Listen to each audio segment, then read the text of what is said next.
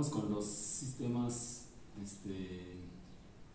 no lineales en donde se hace análisis frecuencial. Pues. Entonces, les preguntaba ayer si tuviéramos un sistema no lineal de esta forma, en espacio estado de x punto igual a f de x de u, incluso del tiempo, con x en Rn, o si tuviéramos en la forma lagrangiana, por decir m de x por x los puntos más c de x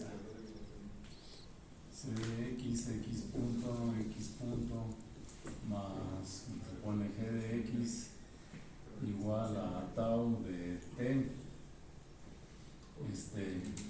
bueno, en espacio estado en forma lagrangiana,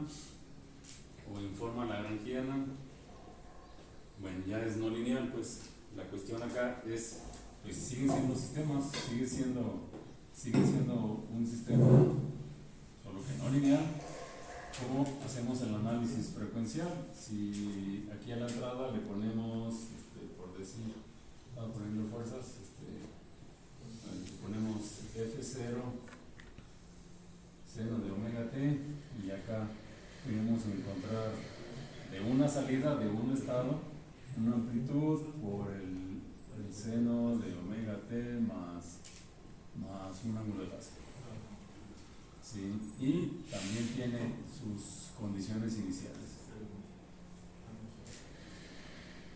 Las condiciones iniciales, y si la respuesta es estable, tenderían igual, si hay amortiguamiento, entonces desaparecerían después de un estado. Pero la cuestión está en cómo encontrar la amplitud y la fase para graficar la respuesta frecuencial. La respuesta frecuencial son los diagramas de amplitud y los diagramas de fase. Digamos, los diagramas de Bode. Los diagramas de Bode existen para el caso no lineal. Nyquist sí. Los diagramas de Nyquist, las curvas de Nyquist, sí puede uno construir para sistemas no lineales, ¿no?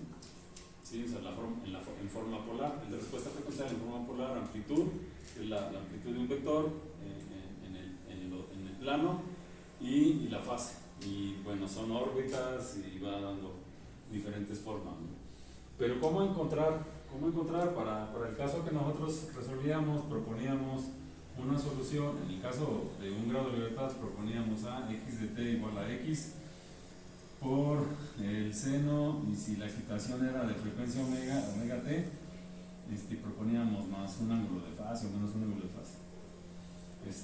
Y resolvíamos, o esta solución también la propusimos así como x por e a la y omega t más un ángulo de fase. Bueno, e a la y omega t. La proponemos como excitación y como solución de estado estacionario, pero estas son ecuaciones diferenciales no lineales, ¿no? Ordinarias. ¿Cómo resolver? ¿Cómo encontrar la solución? O sea, ¿cómo llegamos a esta respuesta? Pues primero nos deberíamos de preguntar si la solución existe y si es única. Pues si existe y es única. Ahora bien, en este caso, en este tipo de sistemas, pues entraría aquí en el espacio de estado, entraría aquí en la ecuación lagrangiana si ponemos excitación, aunque sea en un solo canal, si es para n grados de libertad. Si es para un solo grado de libertad, pues x sería un escalar. Sería desplazamiento, velocidad, aceleración. ¿Cómo resolver? Aquí serían los términos elásticos no lineales, aquí estarían los términos de amortiguamiento no lineal, y aquí habría términos inerciales no lineales. Pues tendríamos que reemplazar esta solución, pero es no lineal. Primero, condiciones de existencia y unicidad de soluciones. Soluciones al ser no lineal, pues son soluciones locales, porque ¿qué se estudia en la solución de estado estacionario? Buscamos las soluciones periódicas. Entonces nosotros Nosotros excitamos aquí, estamos introduciendo para un caso específico de una frecuencia omega, estamos introduciendo una sinusoide de amplitud en el tiempo, de amplitud F0, y acá a la salida pues buscamos la solución que se corresponde, pues bueno, voy a ponerla así, pero con el comportamiento no lineal. Entonces ya no podemos jugar, no podemos usar o sea, si derivamos, derivamos, ¿qué procedía que hacíamos? La solución propuesta la derivábamos, sacábamos la velocidad y luego sacábamos la aceleración y pues a todo dar hasta ahí, pero la reemplazábamos aquí en la ecuación. Entonces si seguimos en la ecuación de forma lagrangiana, bueno, aquí entraría en la parte no lineal, por ejemplo en el sistema Dauphin serían términos cúbicos, en término lineal y en término cúbico. Dice uno chin, sería no lineal. Luego aquí, en la parte, si fuera por ejemplo el término de Van der Pol, sería el mu por el x cuadrada menos 1.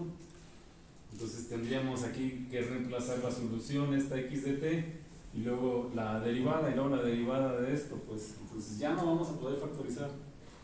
El procedimiento que en donde en un sistema lineal nos llevaba a ecuaciones algebraicas, si no habría amortiguamiento, y si hubiera amortiguamiento nos genera un sistema de dos ecuaciones con dos incógnitas que se llaman la amplitud de la fase, pero acá en no lineal, si bien en el caso lineal la amplitud y la fase de ecuaciones no lineales eran trigonométricas, o sea, eran de senos y cosenos, se podían resolver. Pero para el caso no lineal, ¿cómo lo resolvemos? O sea, ¿cómo encontramos esta solución? Y buscamos la expresión analítica, la expresión en forma cerrada, pues. Entonces, de la teoría de ecuaciones diferenciales, pues, en general hay soluciones en las que ni siquiera existe esa solución en forma cerrada, ¿no? Es decir, habrá aproximaciones numéricas, entonces el problema es pues cómo resolverlo, ¿no? Entonces, ¿cómo lo haríamos localmente? Localmente primero nos tendríamos que preguntar dónde están los equilibrios, ¿no?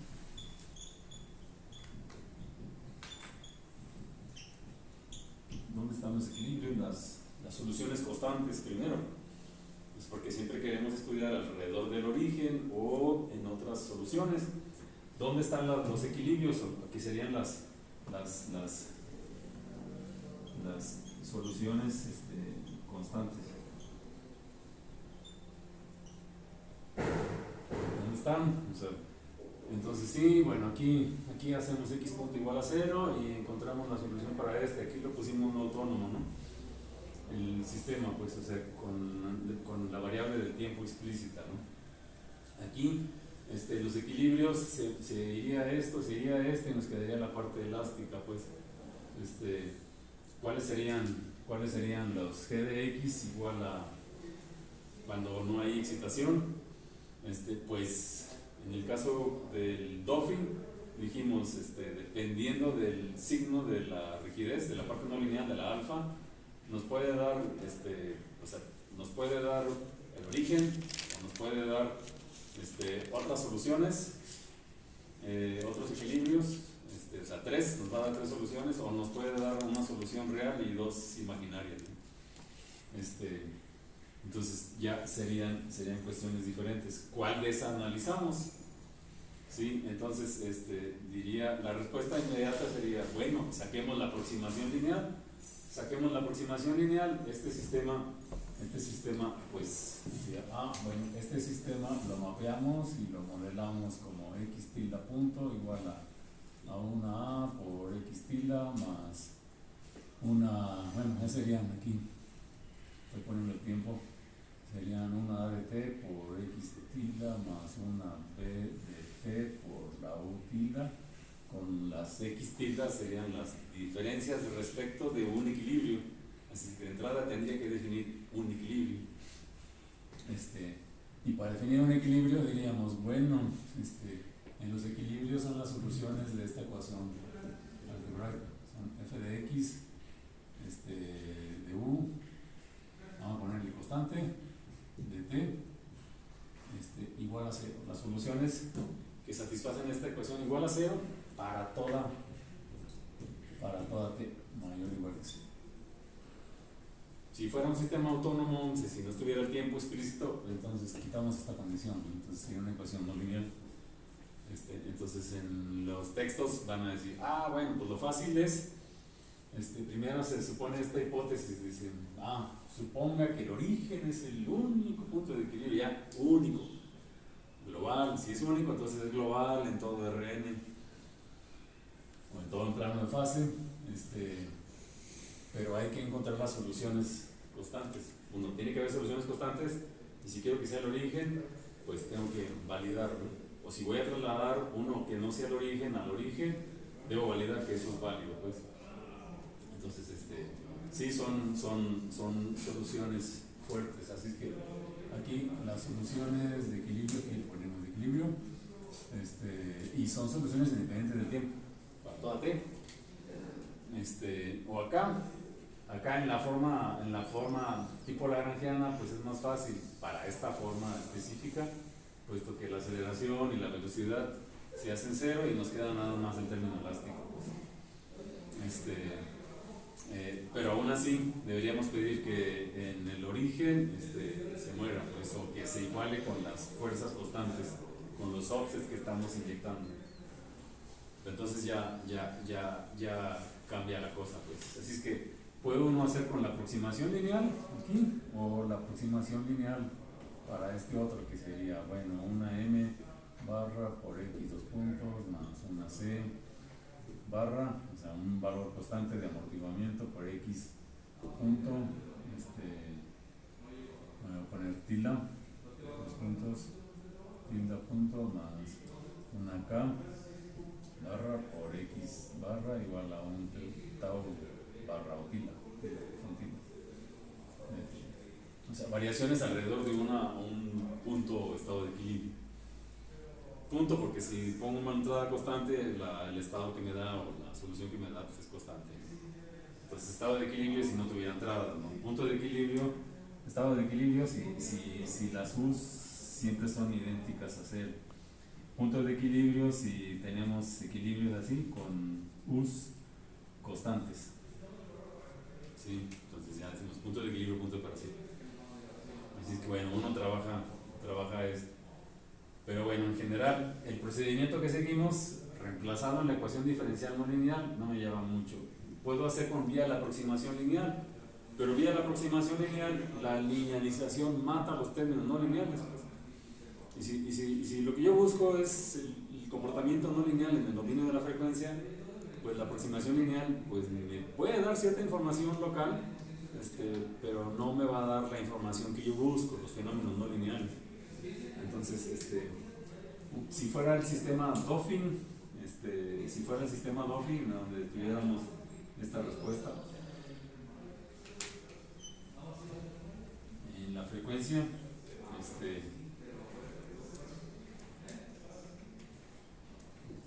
la amplitud, la aproximación lineal pues me va a dar esto.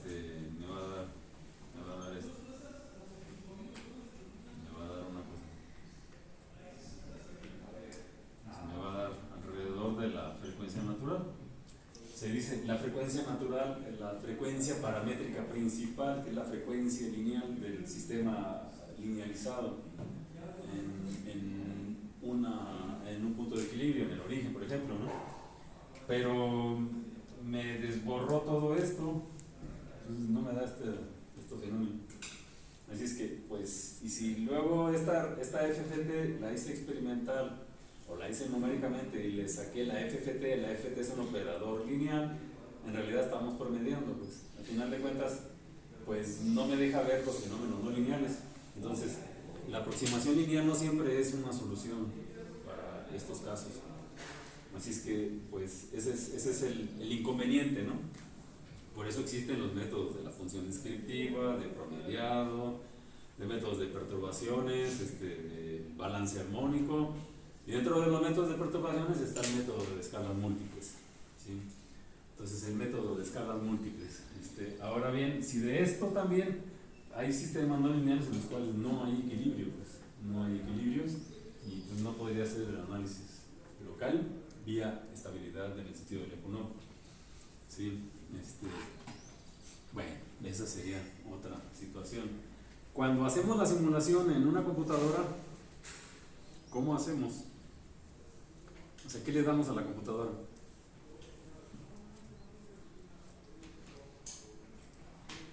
A ver. Salud.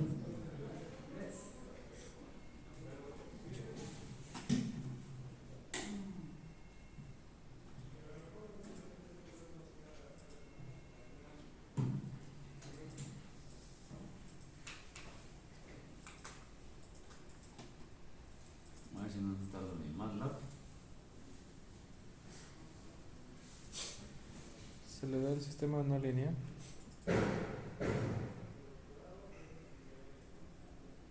Es que Teams me come la memoria. Pues. Bueno. Porque esta semana me toca propedéutico, una parte del propedéutico en las tardes.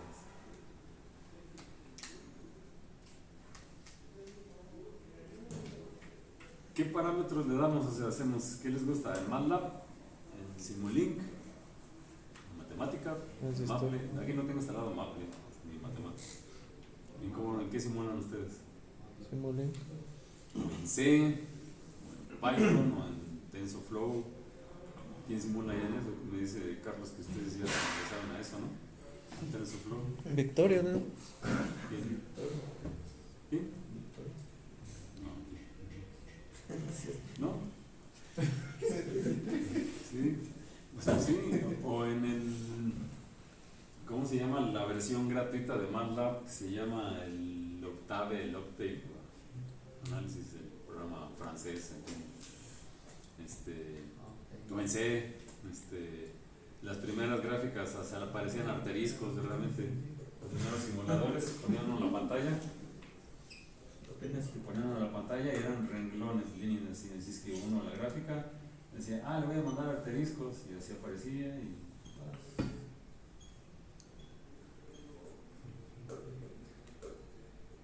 así, y ya uno así aparecían las gráficas antes. O sea, eran caracteres de máquina de máquina de escribir.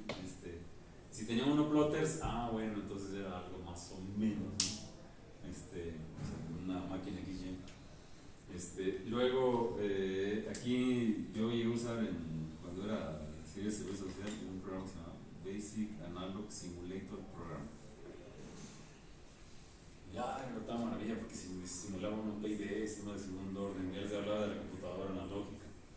Luego, aquí surgió en Suecia, hicieron el Simnon. Si todavía le gusta usar a Eve, y todos lo usamos todos. Apareció la última versión en el 99 o 2002. Yo compré esa última versión. Todavía la tengo aquí. ¿Y por qué? Porque simulaba sistemas no lineales en espacio de estado. Pues. Y la ventaja es que cabía en un floppy de los de 5 1/4. Ya ustedes ni se acuerdan. ¿Cuánto le cabía a un floppy de 5 1/4? 3.12 megas. Un disco flexible. Un disquete. Un disquete, sí. Sí, y luego los de 3,5 pulgadas. Que cabía bien poquito, pues. Pero bueno, el SIM no cabía en esos, en un disquito. Entonces, pero era muy eficiente numéricamente, pues, o sea, jalaba en una computadora. MATLAB jala mucha porquería que no usa uno. O sea, y cada vez está peor. Y tendría que buscar mis programas para hacerlo tronar, ¿no? Pero hay ejemplitos muy simples para hacerlo tronar, en donde no me da solución. Y luego, por mediados de los 80, fines de los 80, fue de Suecia, del Instituto Tecnológico de Lund, el grupo de Carl Johan Ostrom, pues. Simultáneamente también existió un software que se llamó, era la octava maravilla, programa CC, salió de la NASA, NASA, y hacía cálculo simbólico en la pantalla y sacaba godes, lugares de raíces, fracciones parciales, podía discretizar, una función de transferencia analógica discreta, etcétera. Sí, esta versión era muy amigable, pero de pronto pues, desapareció o costaba, ¿no? Pero este fue el proyecto de la NASA. Luego, también simultáneamente, pues está el MATLAB. El MATLAB empezó así como Linux. Empezó como Linux y dice uno, o sea, la gente participaba y hacía sus rutinas y las subía en toolboxes. Entonces la gente hizo de control systems, de identificación, la gente de Suecia, de polinomial, hacía la gente de la República Checa, del Mu análisis, del H infinito, del loop shaping, los de Caltech, los de Berkeley, y así empezaron a subir rutinas, porque eran nada más laboratorios de matrices, ¿no? Cuando se empezó a usar eso, pero de pronto llegó MathWorks y así como fue Microsoft, agarraron las rutinas, y que se enojen todos, las escribieron, las vendieron, todo el mundo se quejó, porque era gratuito, pero valió gorro, ¿no? Entonces se apropiaron del conocimiento de todos, ahí falló. Así como Linux, puedo bajar las versiones gratuitas o las versiones tengo que pagar para que manden el CD o me dejen bajar cosas, ¿no? Así como ahorita me puedo suscribir a Google para que me deje usar sus rutinas de inteligencia artificial o de simulación, pero el día de mañana nos van a cobrar, ¿no? Primero somos esclavos, conejillos de indias y después nos cobran. Así es, entonces así empezó el MATLAB. El MATLAB, la última cotización completa eran $13,000. Bueno, afortunadamente ahorita Simvestab tiene el institucional, ¿no?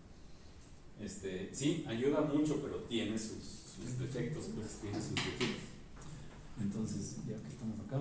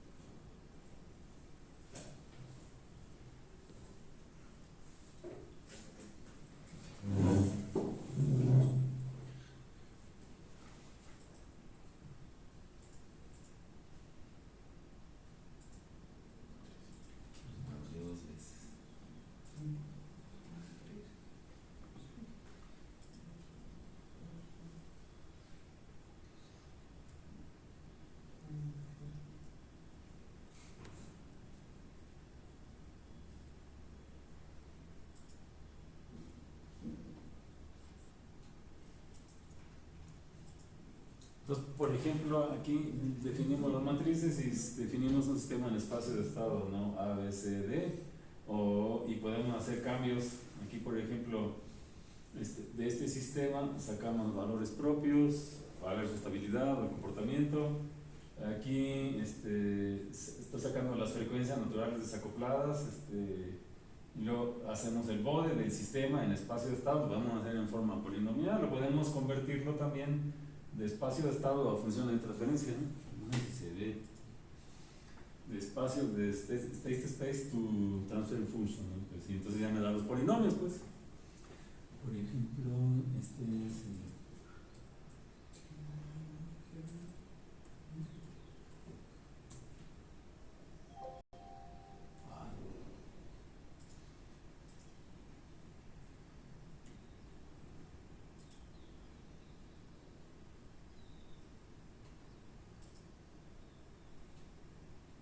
entonces, pues sí, aquí era la maravilla porque sacamos inversas. Aquí le pedí los valores propios, estos son los valores propios. Nos da. De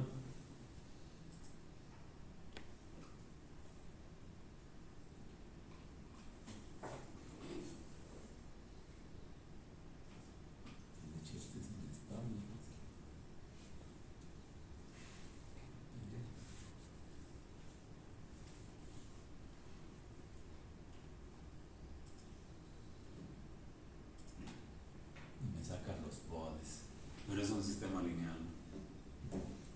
sistema no lineal.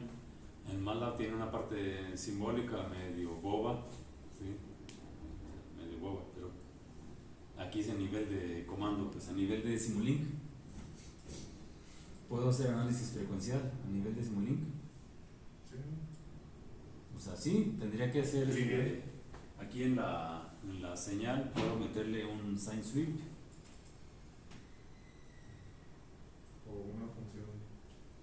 Sí, o sea, podemos definida poner por nosotros. o sea, un seno, una onda cuadrada, un diente de sierra o aleatoria, o podemos poner una entrada de un barrido frecuencial, ¿no? Y graficar, pero después tendría que sacar la FFT, ¿sí? O sea, aplicar la transformada rápida de Fourier a lo que me dé. A ver, esta cosa que me da. Ahí le estoy dando, a ver.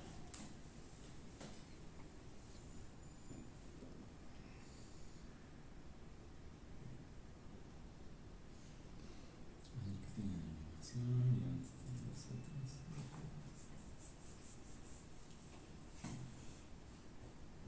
¿Dónde están las respuestas?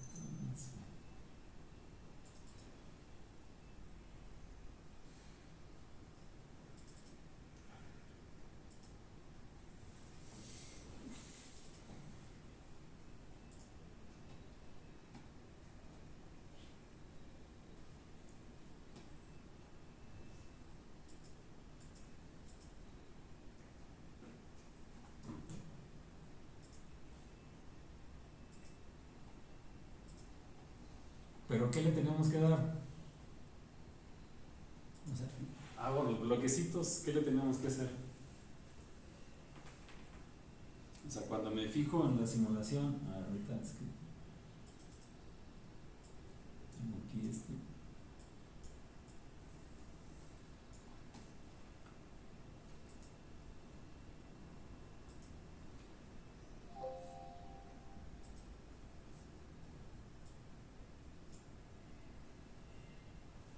es el ángulo y este es el teta, ¿no? Tiene amortiguamiento.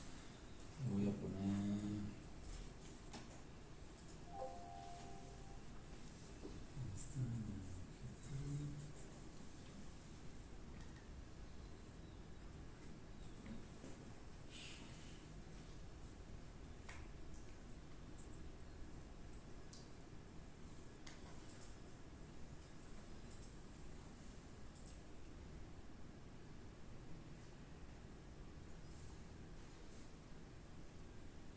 aquí no tengo amortiguamiento y esto así.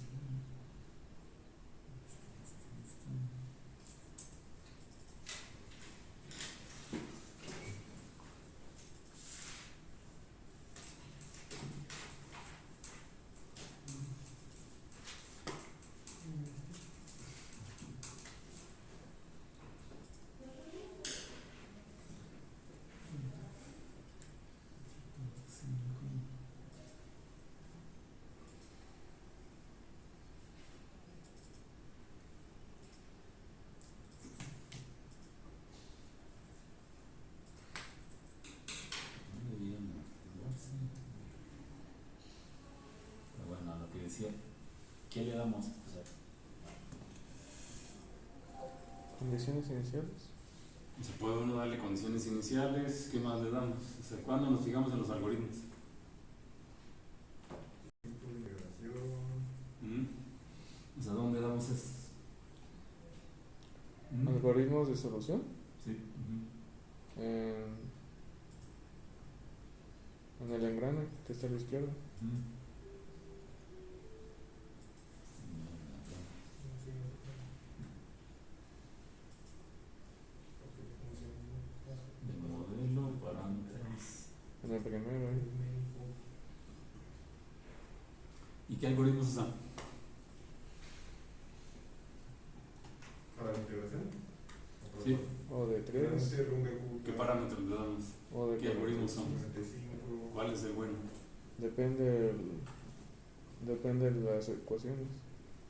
Depende del sistema, depende de la escala de tiempo, depende la no linealidad, etcétera. O sea, ¿cuándo usar cada cosa?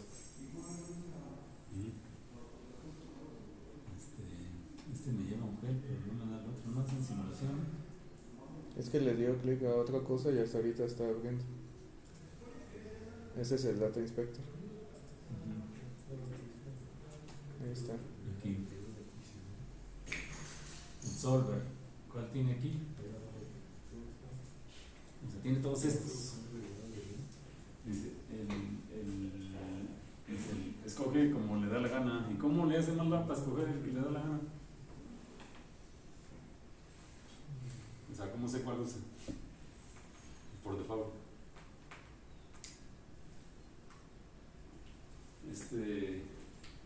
O dice el O de 23, a ver, pues tiene un montón, ¿no? Ahí está el O de 45. Pero estos son de paso variable, ¿no?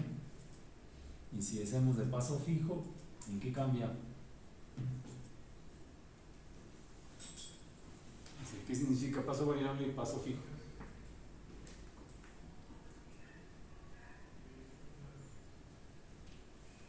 Paso fijo es que cada periodo de iteración te lo hace en un puntito entre un y uno y un paso variable. En el primero te lo hace tal vez en un largo, no sé, punto 1 y otro en un largo de punto 001, pero para lograr convergencia del sistema, ¿no? Ok, entonces ya dijiste otra palabra, convergencia. ¿Qué es convergencia? Que llegue a una solución que sea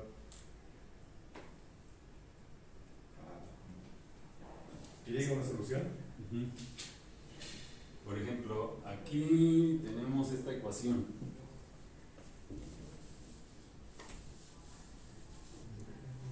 Aquí tenemos la ecuación del péndulo. Es J, teta 2 puntos, más un eje L de teta igual a tau de t. Ese es el péndulo sin fricción, no tiene fricción. Ahí la veo.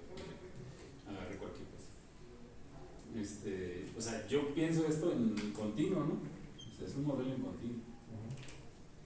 O sea, la computadora que trabaja Discreto. es discreto. ¿Discreto qué? Yo nunca le dije que es discreto. Entonces, esa es mi interpretación. ¿Y en qué momento le estoy diciendo que es continuo? ¿Y realmente es continuo en MATLAB?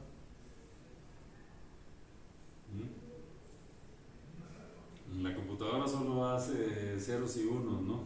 Y tiene bits, ¿cuántos? Pues 64, esta cosa, y trunca hasta ahí. Y luego puede hacer aproximaciones, ¿no? Y luego tiene, ¿cómo calcula el procesador? La parte numérica, pues tiene operaciones para sumas, multiplicaciones, etcétera, ¿no? ¿Y qué significa de punto flotante, por ejemplo, ¿no? Y hay programas que trabajan en aritmética de punto flotante. ¿Qué es eso? Maneja decimales. O los compacta en formas exponenciales, ¿no? Como hace MATLAB a veces, ¿no? Le ponemos E a la 0,9, ¿no? Y pues hace zooms, ¿no? Antes escalaba uno en el tiempo que uno iba a simular, o a veces en la amplitud, para que cupiera con los amplificadores operacionales, porque los amplificadores operacionales se saturaban en más o menos 12 volts y tan. Y el experimento me decía, te aguanta tanto tiempo, tantos segundos y hasta ahí, ¿no? Y sí lo hacía uno analógico, pues, porque eran amplificadores operacionales con electrónica analógica, ¿no? En la computadora, implícitamente cuando estoy poniendo las ecuaciones, de antemano debo saber que estoy discretizando, pues, pero no estoy dándole el modelo discretizado. Ahora bien, pareciera creo que es continuo porque dicen, es que el paso de integración, ¿de qué orden le ponemos? ¿De qué orden le pones? Yo no le digo nada y solito lo escoge. Creo que Muy bien. Por default saca, depende de las condiciones iniciales y de la respuesta, o sea, en función de la norma, de la solución que se busca. Ahora, el software, pues, solo tiene unas ecuaciones y ¿cuál solución debe buscar? O sea, MATLAB nos pregunta, primero dime si de tu sistema, tu ecuación diferencial tiene solución y si esta es única. No nos pregunta eso. ¿Verdad que no? Y de hecho no nos pregunta nada, o sea, nos ahorra mucho trabajo, pues, o sea, en forma automática puede modular esos parámetros, pues. O sea, tiene valores por default, pues, pero estos MATLAB ya nos escogen en forma automática, pues. Ahora, a veces me va a salir, a veces me va a dar la respuesta muy fea, a veces me va a dar respuesta fea. Es que en el tiempo me va a dar, si lo pongo en una condición inicial y esto va a ser así, a lo mejor si le doy pasos de integración muy grandes, a lo mejor me va a hacer así, pum, pum, pum. O sea, se van a ver muy triangulares o chatas, ¿no? Y es cuando uno dice, no, pues es que hay que aumentar la resolución, ¿no? Reducir el paso de integración o cambiar de algoritmo.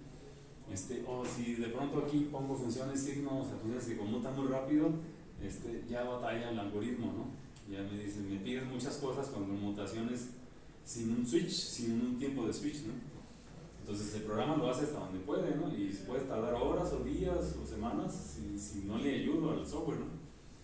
Cuando digo la función nos va a dar cosas así, una mancha, ¿no? O si le doy ruido de excitación, bueno, pues son cambios bruscos, pues. Pero son las cuestiones que nos permiten decir los algoritmos, ¿no? Entonces a veces nos decimos, ¿y qué es un algoritmo de integración? O sea, cuando le damos ahí clic, ¿qué estamos haciendo? O sea, yo estoy pensando que tengo mi modelo, mi ecuación diferencial en tiempo continuo, cuando lo pongo en la computadora, en el lenguaje de la computadora, pues son ecuaciones, pues, pero la computadora solo trabaja con una longitud de número, también se saturan, y tiene sus límites, pues, tiene sus límites,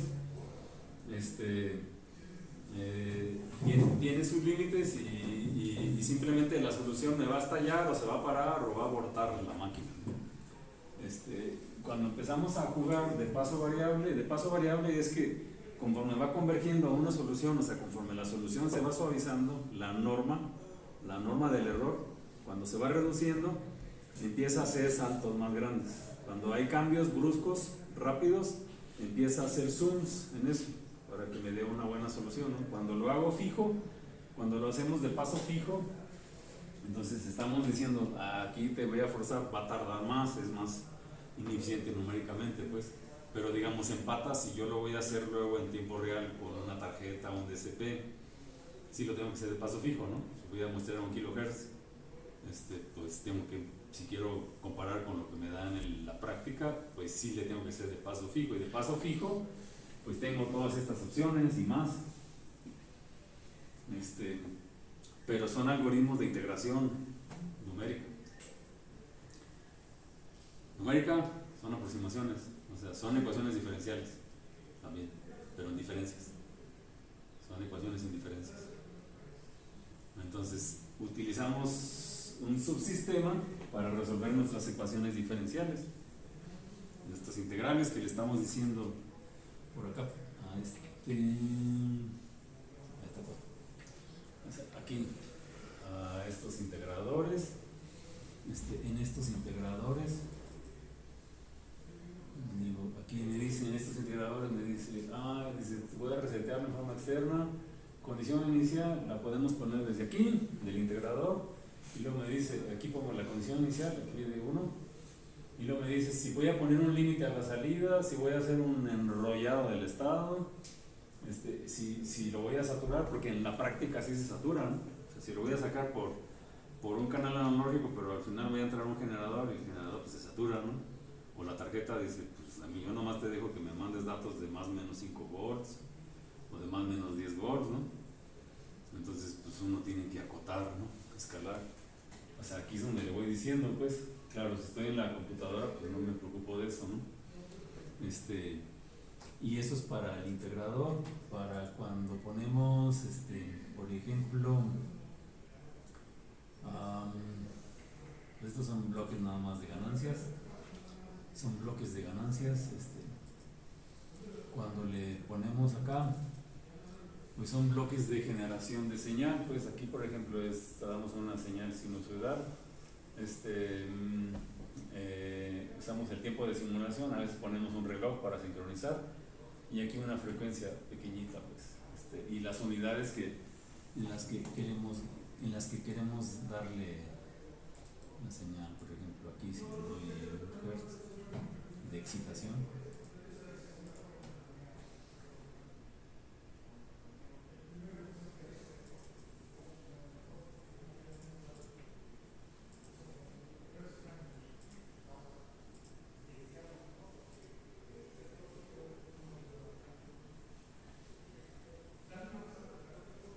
Está corriendo.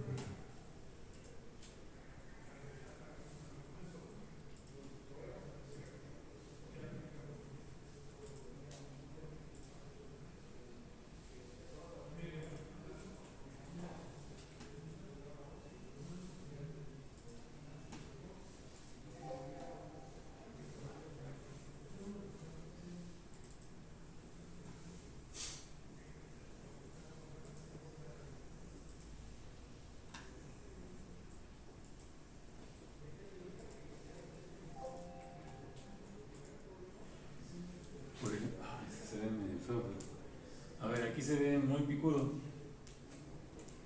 Está fellito. O sea, está fellito. Entonces, ¿qué tengo que hacer? Pues cambio el algoritmo, refino el paso de integración, cambio la norma de convergencia al error. Es lo que haría, ¿no? Pero porque yo quiero que se parezca más sinusoides más suaves, ¿no? Cambia el tiempo de simulación. Entonces, esta no es la solución exacta, es una aproximación numérica. Si yo supiera la solución exacta, la pondría aquí y vería, vería, a ver si aquí le estamos dando un constante y luego, nos da así. Y luego tengo esta solución, si aquí me dio una cosa así fellita. Si le cambio de algoritmo, a lo mejor se va a parecer, va a estar más chida, a lo mejor me va a dar una cosa más así. Pero ¿cómo sé yo cuál es la exacta? Pues al final, pues cuando se ve más bonita, digo, se debe parecer, ¿no? Solo el experimento me va a decir qué tan bueno es mi simulador, ¿no? Para hacer la validación. Y si empezamos a jugar con los algoritmos y le pidiera la solución para diferentes algoritmos, seguramente me van a dar muchas opciones. A lo mejor algunas me van a dar así chato, pues. ¿Cuál de esas soluciones es la buena? O sea, finalmente todo esto son aproximaciones de la solución que yo busco. Entonces, todas estas aproximaciones con algoritmos que son subsistemas, o sea, los solvers son subsistemas dinámicos en tiempo discreto o con ajuste de paso de integración, pues son aproximaciones. Entonces estamos buscando una solución en un espacio de funciones que me aproxime algo de lo que yo estoy buscando numéricamente. Porque no la sé resolver analíticamente, o no la puedo hacer, porque a veces ni siquiera, ni para qué la intento, porque no voy a llegar a la solución exacta en forma cerrada, en una ecuación explícita, pues. Entonces lo hacemos numéricamente, pues. Si lo hacemos numéricamente, entonces puedo tener, hay mucha alquimia, pues. Hay mucha alquimia, y pues tendría que buscarle.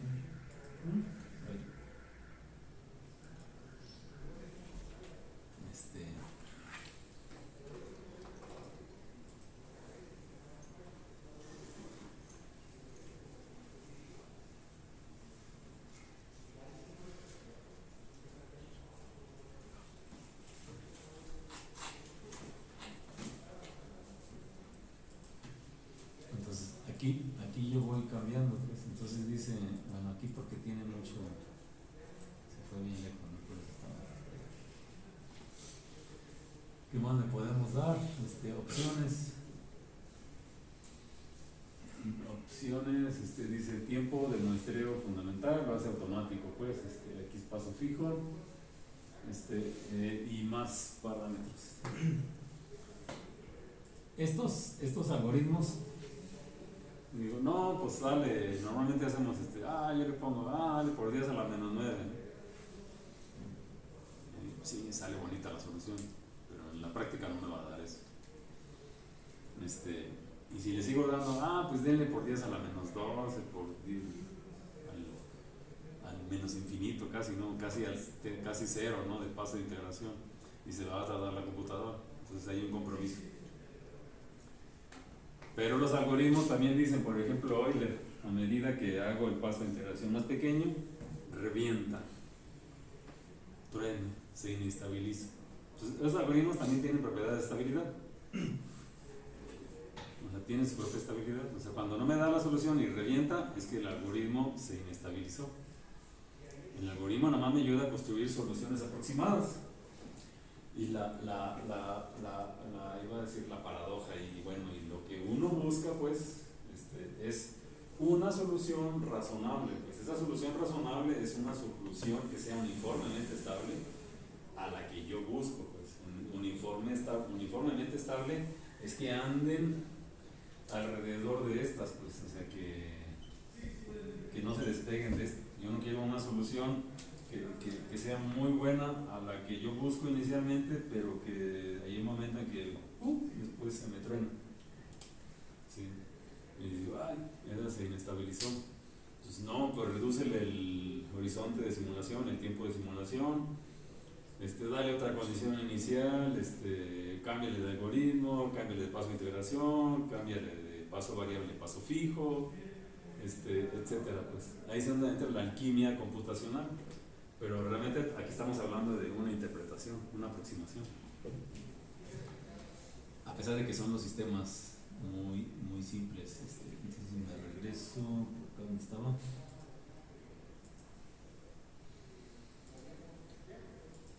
Porque buscamos soluciones en estado estacionario de una respuesta frecuencial. Entonces, bueno, queríamos lo que hacíamos para sistemas lineales, que lo pudimos resolver en forma analítica. Para sistemas no lineales, bueno, tengo ese inconveniente, pues, que no puedo encontrar soluciones en forma exacta. Pues es que una forma de analizar la respuesta frecuencial en expresiones o en gráficas numéricas es siempre interesa ver los valores máximos de la respuesta, y estas son las resonancias, ¿no? Entonces siempre en un sistema mecánico, dinámico, nos interesan las resonancias, las singularidades del sistema, y eso le llamamos las condiciones de resonancia. En los sistemas mecánicos hay la condición de resonancia externa, que fue la que hemos venido analizando, porque se ocurre por cuando la frecuencia de excitación coincide con una de las frecuencias naturales del sistema internamente, o sea, la condición de resonancia externa. O sea, el resonador viene de fuera y hace vibrar el sistema y le hace coincidir en una condición de resonancia. Ahí aparte, en los sistemas no lineales hay condiciones de resonancia. Además de la condición de resonancia externa, hay condiciones de resonancia interna. El sistema también está vivo, pues. Se llama condición de resonancia interna o condiciones de conmensurabilidad, pues. Y esta palabra es una palabrota que se usa cuando uno no puede explicar los fenómenos, ¿no? Es una palabrota que usan los numerólogos o los matemáticos que encuentran soluciones uniformes. O sea, tratar de obtener cosas razonables, lo podríamos decir. Entonces, en los sistemas vibratorios no lineales buscamos, en este caso, aplicar el método de escalas múltiples. Hay métodos de promediado, de balance armónico, de series de Fourier, o de función descriptiva, de escalas múltiples, de dos escalas, de múltiples escalas. Escalas múltiples es un método de aproximación mediante el cual la solución la expresamos en términos de series de potencias alrededor siempre jugando con un parámetro positivo y pequeño que le llamamos una perturbación, es que encaja entre los métodos de perturbaciones, y a través de estudiamos el efecto de los términos no lineales que tiene el sistema, la rigidez cúbica, el amortiguamiento no lineal, o el efecto de una amplitud de una excitación. O sea, cuánto le influye la amplitud en un sistema mecánico, pues. Entonces, o sea, yo voy a poner épsilons, o sea, así como alquimista, claro, parametrizándolo adecuadamente, de manera de que hurgar en el sistema para obtener respuestas, ¿no? Soluciones. Entonces, le llamo alquimia porque a veces hacemos el análisis basado nada más en la fuerza, o en el término de rigidez, o en el término de amortiguamiento, o inercial, o en términos de cierto tipo de no linealidad.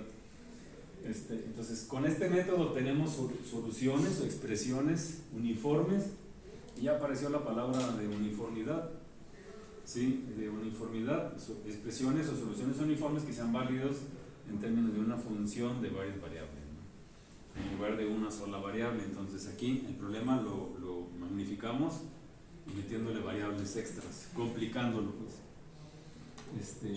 ¿Qué significa la propiedad de uniformidad en análisis? Ustedes llevaron análisis matemático. ¿Qué quiere decir algo que es uniforme? Por ejemplo, se usan estabilidad, hay estabilidad a secas, hay inestabilidad. Hay estabilidad asintótica, hay estabilidad exponencial. Y hay estabilidad uniforme y hay estabilidad uniforme asintótica. ¿Qué significa cuando le añadimos uniformemente? Y luego, por ejemplo, el doctor Cira seguro les explicó, y este es uniformemente, absolutamente acotado, ¿no? ¿Qué significa eso? Que no varía, que lo hace constantemente. Que no explota, pues. O sea, que no se aleja de la solución. Eso sería. O sea, aquí, por ejemplo, que no se aleje es que la solución es uniformemente estable. Convergente y uniforme sería sinónimos. Como la convergencia está en la uniformidad uniformemente asintótica, pues. O sea, que tiende a acercarse a la solución, pues. Sí, o sea, eso es lo que buscamos, estabilidad asintótica uniforme en el algoritmo de integración o en el algoritmo de solución. También a veces del sistema dinámico de manera intrínseca, pues. Entonces, la uniformidad en el espacio de función, aquí, ese es el Khalil de la parte de sistemas no autónomos. Creo que se me fue, a ver, acá está.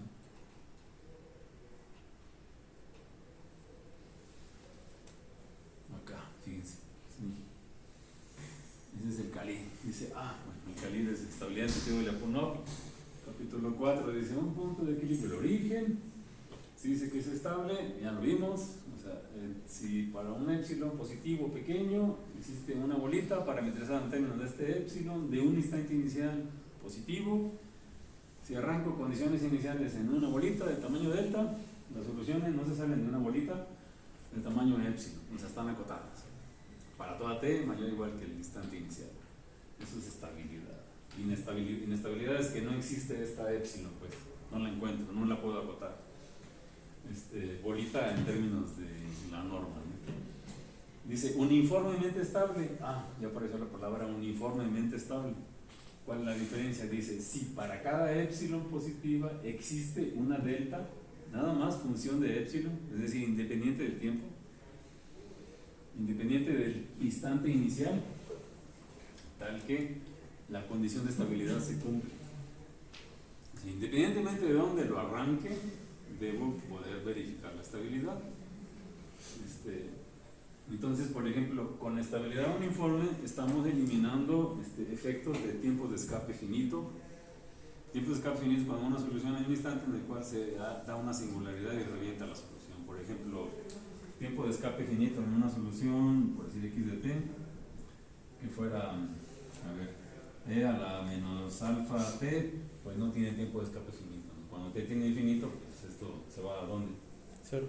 Cero, ¿no? Y esta solución, y si pusiera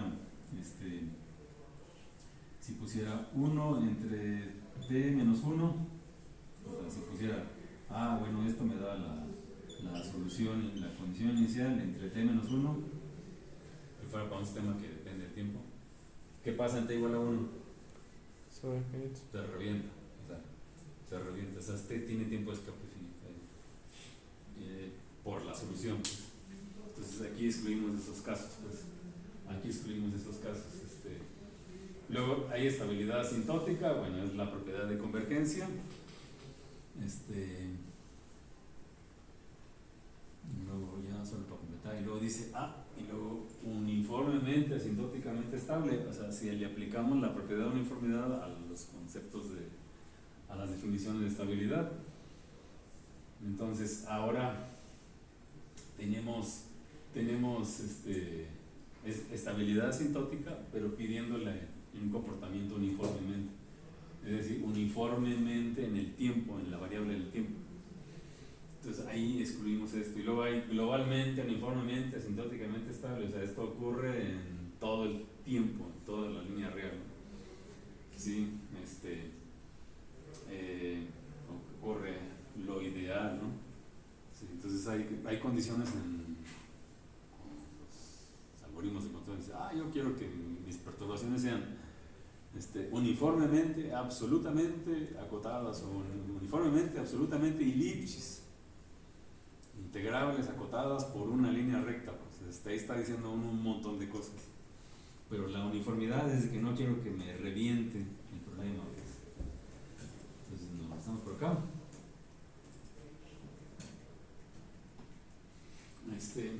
Entonces buscamos expresiones uniformes, soluciones,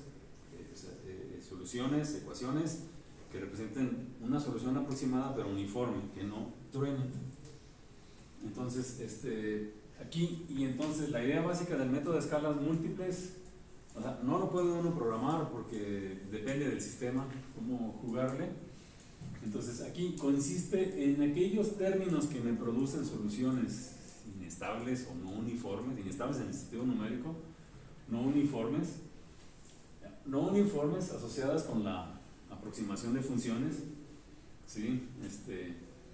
Y porque vamos a hacer expansiones en series de potencias y un parámetro positivo pequeño con escalas de tiempo haciendo zoom, de esta manera. Entonces buscamos evitar la no uniformidad y a veces hay que probar la estabilidad de nuestra solución, pues a veces.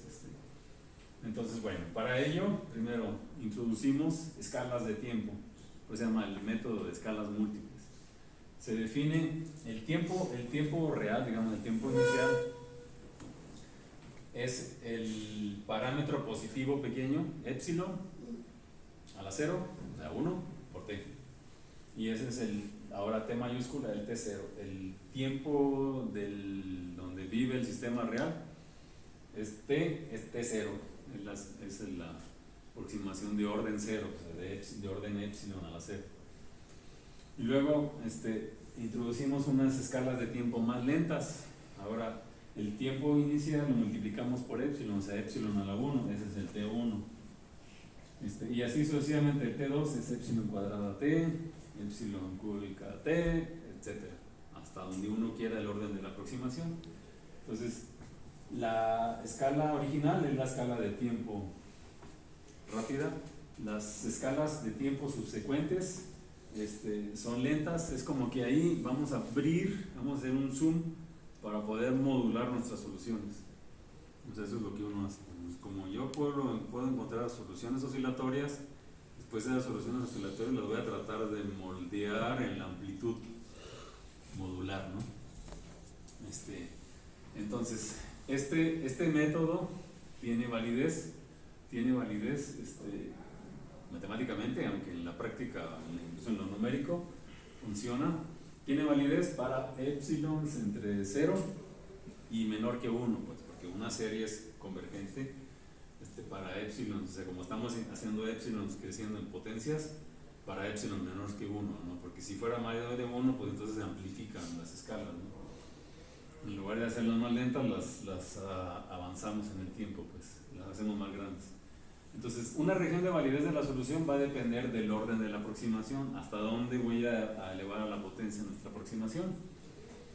Y el precio que tiene uno que pagar con esta expansión en series de potencias de epsilon de una solución es que tenemos que usar operadores diferenciales. Operadores diferenciales definidos en diferentes escalas de tiempo. Así es que el tiempo lo vamos a subdividir en el tiempo t inicial, el t0, en el t1, en el t2, así sucesivamente, y entonces habrá operadores derivados en cada uno de ellos. Esos operadores de derivada, por ejemplo, la derivada original, la derivada d en dt, si tengo la que me produce velocidades, en las escalas de tiempo va a ser el operador, la parcial respecto de la escala original, t0, más epsilon por la parcial respecto de t1 y así sucesivamente. Sería epsilon cuadrada de la parcial de t2 y así sucesivamente. Estas derivadas parciales respecto de t0 le damos el d0 o el operador de 1 y así sucesivamente. La siguiente derivada, o sea, las derivadas, los que nos producen aceleraciones, la d cuadrada en dt, es el cuadrado de este operador, o sea, la parcial de dt al cuadrado más 2 veces epsilon por la parcial respecto de t1 por la parcial respecto de t0. Ya empieza a haber combinaciones más extrañas y así sucesivamente. Esto en estas definiciones va a ser el d0 al cuadrado más 2 epsilon de 1 de 0, etcétera. Entonces son aproximaciones con operadores de derivada diferenciales, parciales, de velocidad o de aceleración y así sucesivamente. En general, estas parciales respecto de cada escala de tiempo le llamamos el dk, en la parcial respecto del tiempo